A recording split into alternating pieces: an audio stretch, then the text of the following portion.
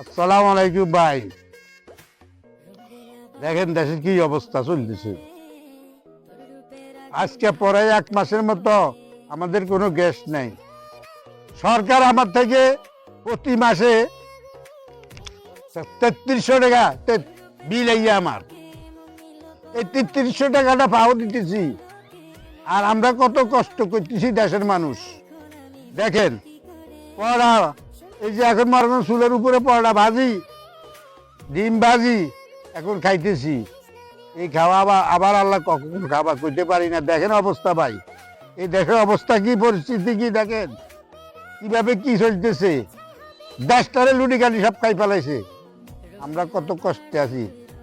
আমরা আমাদের জন্য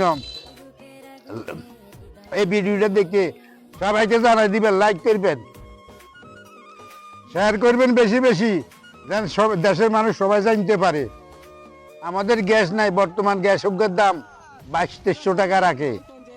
একটা ফ্যামিলিতে এক সপ্তাহ গ্যাস ব্যবহার করলে শেষ। অনেক সময় অনেক জোরে না খাই থাকতে হয়।